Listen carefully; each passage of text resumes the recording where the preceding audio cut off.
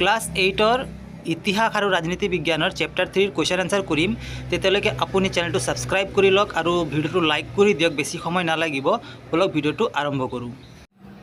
চমুকৈ উত্তৰ লিখা অসমৰ মধ্যযুগত শাসন কৰা উল্লেখযোগ্য বংশসমূহ কি কি আছিল? ইয়াৰ উত্তৰটো হৈছে আহোম, কোচ, চুতীয়া আৰু কছাৰী বংশৰ উল্লেখযোগ্য আছিল।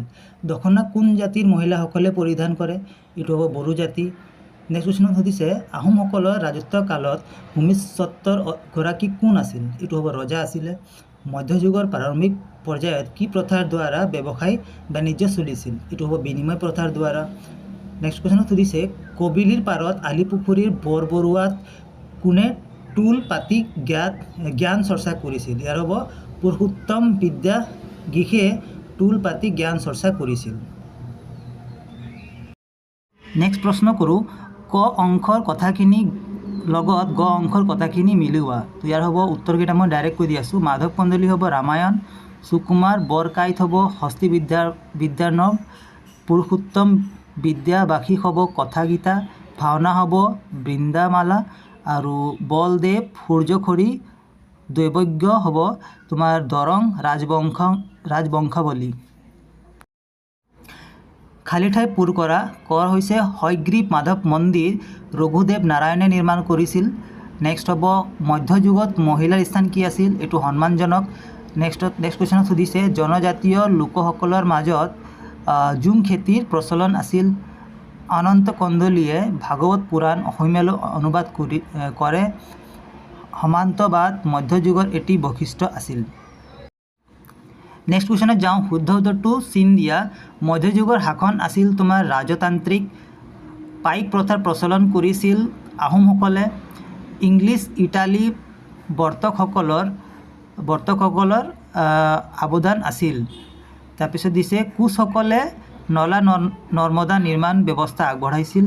তাৰপিছত সুধিছে স্বৰ্গদেউ ৰুদ্ৰসিংহ দিনৰ পৰা আহোম স্থাপত্যৰ মোগল পাঠান নিৰ্মাণৰ চাপ পৰে। নেক্সট কুৱেশ্যনত আহিছোঁ চমু উত্তৰ লিখা আহোমসকলৰ পাইক প্ৰথা। ইয়াৰ উত্তৰটো হৈছে আহোমসকলৰ পাইক প্ৰথা আছিল এক বিশেষ প্ৰশাসনিক আৰু সামৰিক ব্যৱস্থা। ৰাজ্যৰ সকলো সক্ষম পুৰুষ পাইক বুলি কোৱা হৈছিল। তেওঁলোকে পাল পাতি ৰজাৰ কাম কৰিছিল।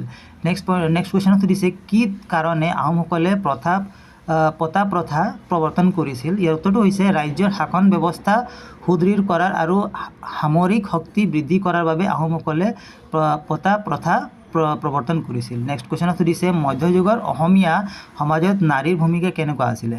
ইয়াত উত্তৰটো হ'ব মধ্যযুগত অসমীয়া সমাজত নাৰীৰ স্থান যথেষ্ট সন্মানজনক আছিল।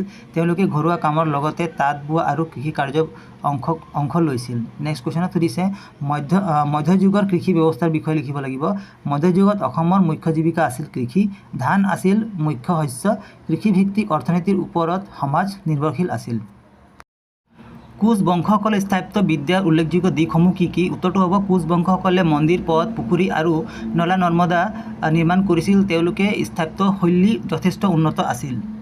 নেক্সট কুৱেশ্যনত সুধিছে মধ্যযুগৰ অসমৰ অৰ্থনৈতিক কাম কাজৰ ওপৰত এটি টোকা প্ৰস্তুত কৰা। ইয়াৰ উত্তৰটো হ'ব মধ্যযুগৰ অসমৰ অৰ্থনীতি মূলতঃ কৃষিভিত্তিক আছিল। ধান আছিল মুখ্য শস্য। কৃষিৰ উপৰিও মাছ ধৰা, পশুপালন, তাঁত বোৱা আৰু হস্তশিল্পৰ প্ৰচলন আছিল। ব্যৱসায় বাণিজ্য নদী পথে চলিছিল। বিনিময় প্ৰথাৰ জৰিয়তে বেপাৰ বাণিজ্য হৈ আছিল।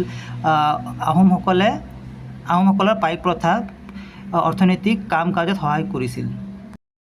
নেক্সট কুৱেশ্যন সুধিছে আহোমসকলৰ ভূমি নীতিৰ ওপৰত মতামত আগবঢ়োৱা। উত্তৰটো হ'ব আহোমসকলৰ ভূমি নীতি যথেষ্ট সুসংগঠিত আছিল।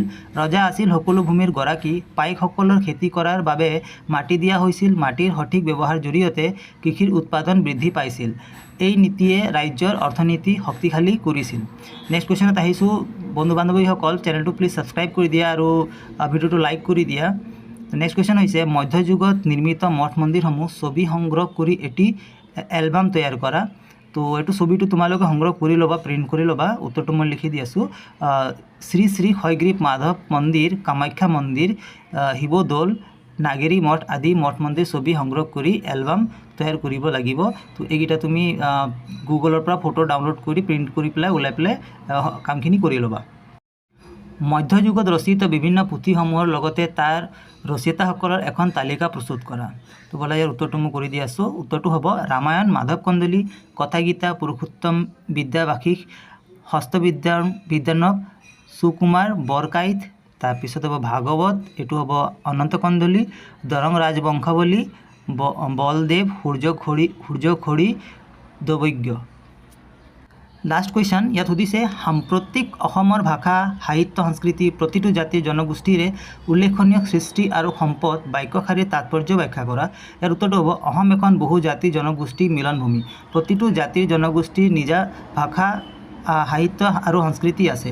এই সকলোৰে অৱদানত অসমৰ ভাষা সাহিত্য আৰু সংস্কৃতি সমৃদ্ধ হৈছে। বড়ো, মিচিং, কাৰ্বি, আহোম আদি জাতিৰ সংস্কৃতি অসমৰ ঐতিহ্য বৃদ্ধি কৰিছে। সেইবাবে সাম্প্ৰতিক অসমৰ সংস্কৃতি সকলো জাতি জনগোষ্ঠীৰ যৌথ সম্পদ বুলি কোৱা হয়। এনেকুৱাই প্ৰশ্ন উত্তৰ থকা ভিডিঅ' পাই থাকিবৰ কাৰণে চেনেলটো ছাবস্ক্ৰাইব কৰি ল'ব। তেতিয়ালৈকে লগ পাওঁ নেক্সট ভিডিঅ'ত। Bye bye.